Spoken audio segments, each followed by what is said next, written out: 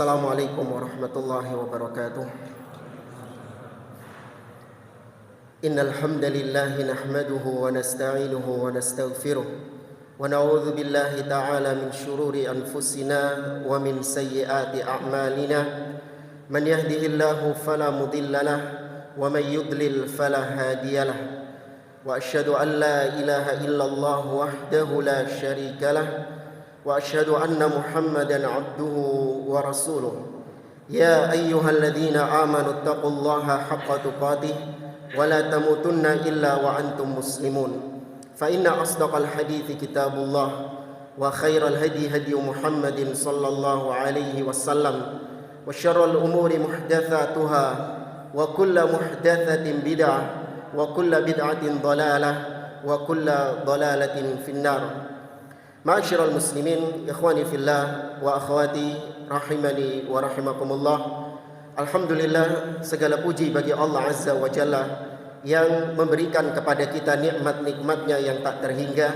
Kita diberikan nikmat sehat, kita diberikan nikmat waktu, dan yang lebih penting kita diberikan hidayah oleh Allah Subhanahu wa taala sehingga di bulan Ramadan ini kita bisa beribadah kepada Allah Subhanahu wa taala. Semoga Allah Azza wa Jalla menerima seluruh amal soleh kita, dan semoga Allah Azza wa Jalla mengampuni seluruh dosa-dosa kita. Jamaah rahimani wa rahimakumullah, Allah Subhanahu wa taala tatkala menciptakan manusia dan jin, sebagaimana kita ketahui, Allah menciptakan kita tujuannya adalah agar kita beribadah kepadanya. Sebagaimana firman Allah, "Wa ma khalaqtul jinna wal insa illa liya'budun." Tidaklah aku ciptakan jin dan manusia kecuali agar mereka beribadah kepadaku. Maka kemudian Allah Subhanahu wa taala mengutus para nabi dan rasul untuk menyampaikan kepada mereka perintah-perintah Allah dan menyampaikan, memperingatkan mereka dari larangan-larangan Allah Subhanahu wa taala. Allah memerintahkan kita untuk beribadah. Allah perintahkan kita salat, Allah perintahkan kita puasa, Allah perintahkan kita zakat, haji, dan perintah-perintah yang lain. Di sisi yang lain, Allah Subhanahu wa taala melarang kita dengan larangan-larangan. Allah melarang kita untuk berbuat syirik kepadanya. Allah melarang kita untuk berzina. Allah melarang kita untuk mengambil hak orang lain, untuk mendolimi, durhaka kepada orang tua, dan lain sebagainya. Jamaah yang dimuliakan Allah Subhanahu wa taala, ketika Allah Subhanahu wa taala memerintahkan kita dengan perintah dan melarang kita dengan larangan, maka jangan dipahami Allah Subhanahu wa taala membutuhkan itu semuanya. Jangan dipahami hubungan antara hamba dengan Allah itu seperti hubungan antara bos dengan pegawainya. Kalau bos sama pegawainya ada untung dan rugi. Ketika pegawainya melakukan perintah bosnya, maka bosnya akan mendapatkan keuntungan, akan mendapatkan manfaat. Tapi ketika pegawainya durhaka kepada bosnya, maka bos akan mengalami kerugian, akan mengalami kebangkrutan, dan seterusnya. Maka tidak dengan Allah Subhanahu wa taala. Allah Azza wa Jalla Maha Kaya. Allah tidak membutuhkan ibadah-ibadah yang dikerjakan oleh kita, dan Allah tidak merasa rugi ketika seorang hamba durhaka melakukan kemaksiatan kepada Allah Azza wa Jalla.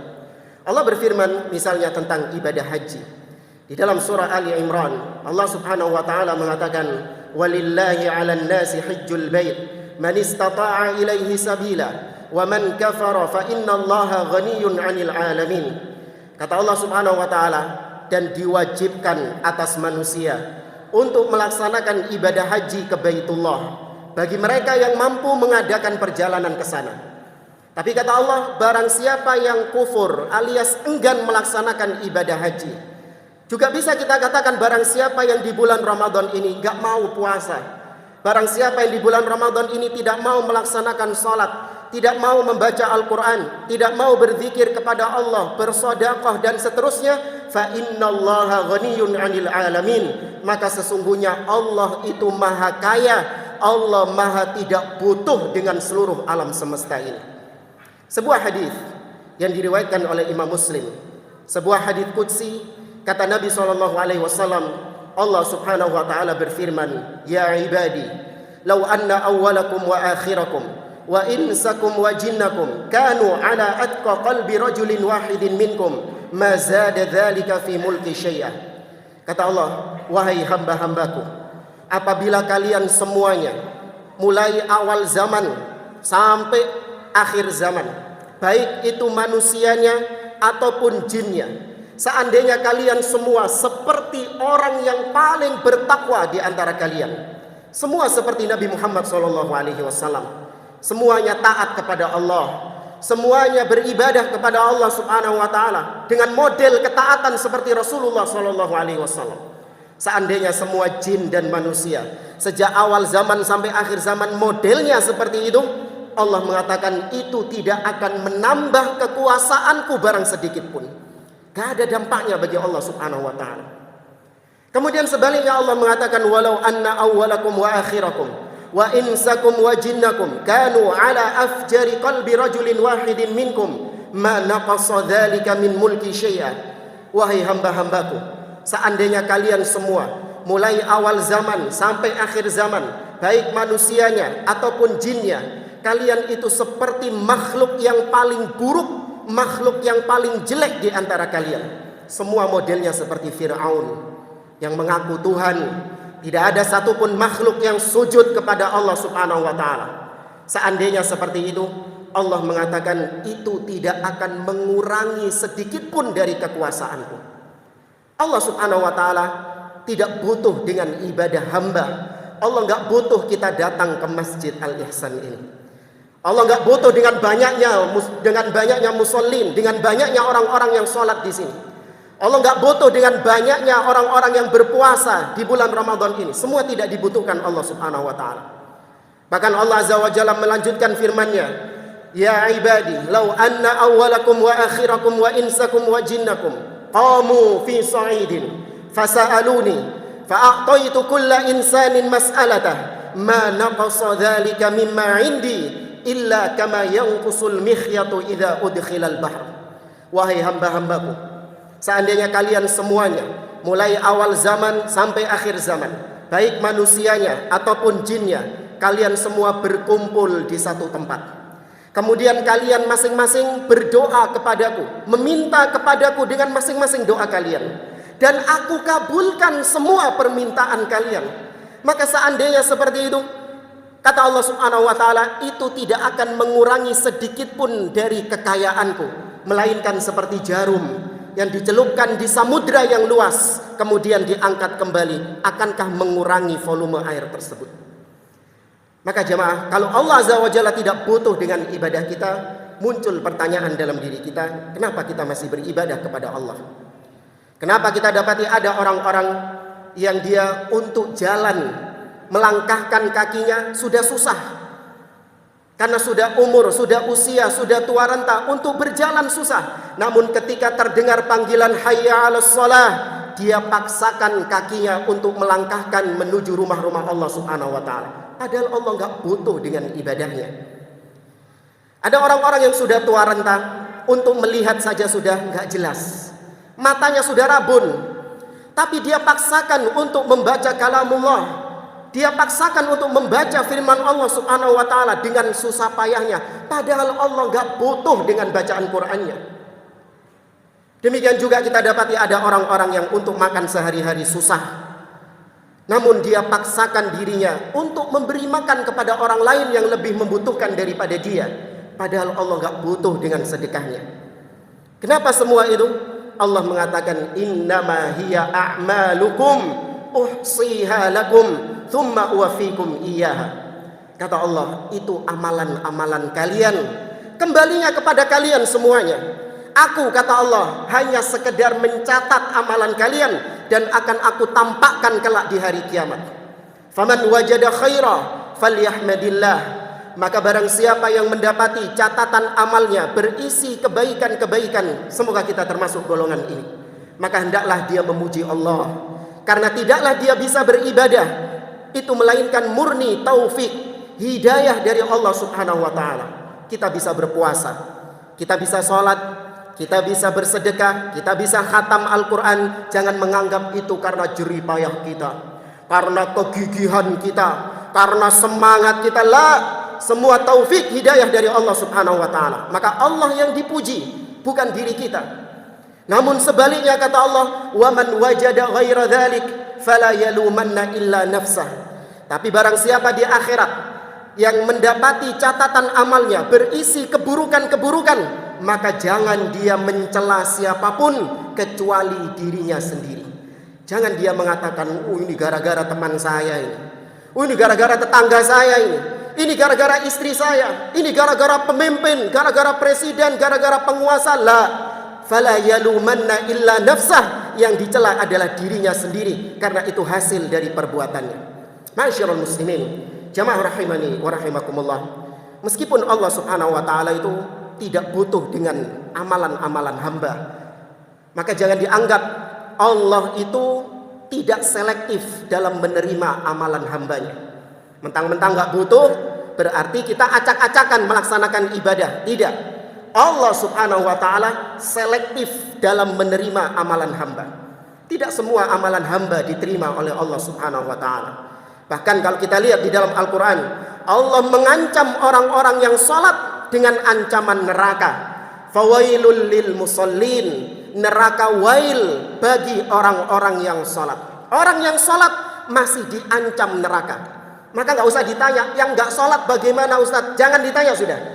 Kalau yang sholat saja masih diancam neraka, maka jauh usah ditanya bagaimana yang tidak sholat.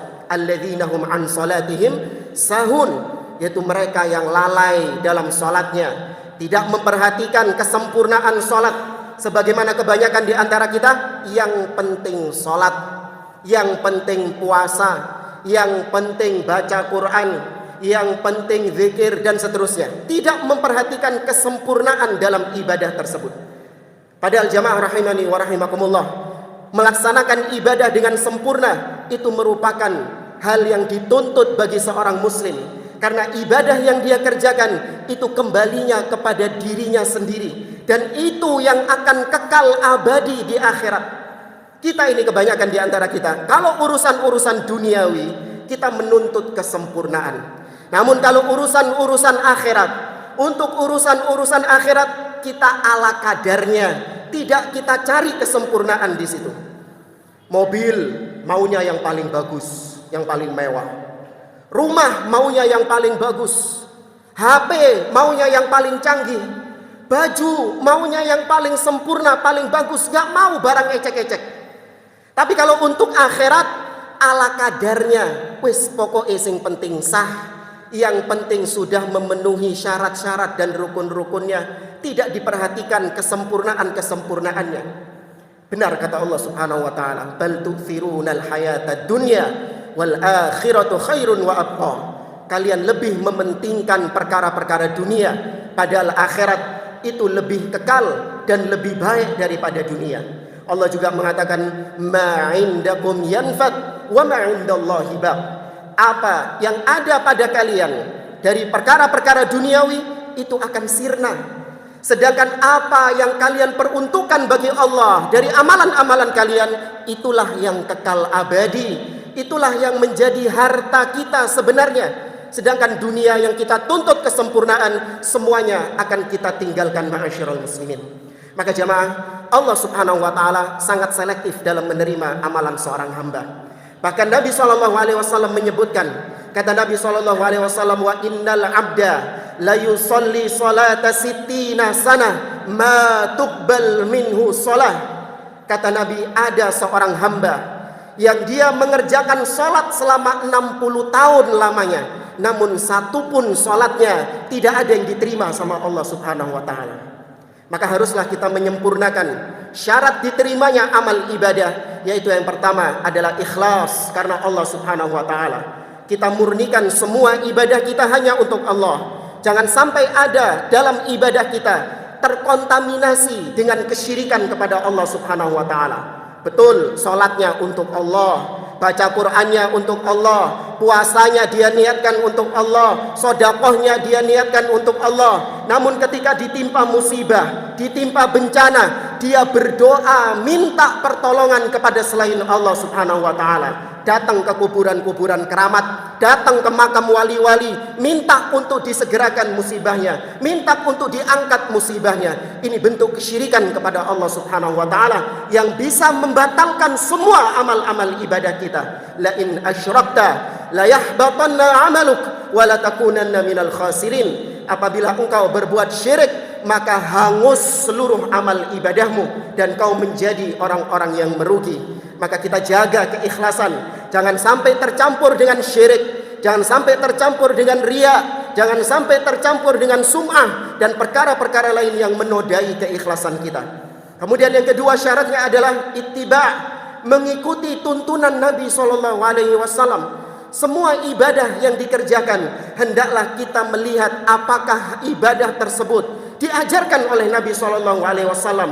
Apakah ibadah tersebut adalah ibadah yang disyariatkan oleh Nabi SAW? Kita tunaikan dengan tata cara yang telah digariskan Nabi SAW ataukah tidak? Karena sungguh amalan seikhlas apapun, sebaik apapun niatnya, namun kalau tidak dilandasi dengan ittiba', mencontoh Nabi SAW, tidak akan diterima oleh Allah Subhanahu wa taala. Nabi SAW bersabda dalam hadisnya diriwayatkan oleh Imam Muslim dari Aisyah radhiyallahu taala anha, kata Nabi, "Man amila amalan laisa alaihi amruna fahuwa raddun." Barang siapa yang melakukan amalan yang tidak ada perintahnya dari kami, maka tertolak amalan tersebut, meskipun amalan itu ikhlas karena Allah Subhanahu wa taala. Semoga Allah Azza wa Jalla membimbing kita, memberikan taufik kepada kita untuk senantiasa ikhlas dalam beribadah dan senantiasa mengikuti petunjuk dari Nabi Muhammad SAW. Semoga Allah menerima seluruh amal soleh kita dan mengampuni seluruh dosa-dosa kita. Hada wallahu a'lam bissawab. Aqulu qawli hada wa sallallahu ala nabiyyina Muhammad wa ala alihi wa sahbihi ajma'in. Wa akhiru da'wana anil hamdulillahi rabbil alamin. Wassalamu alaikum warahmatullahi wabarakatuh.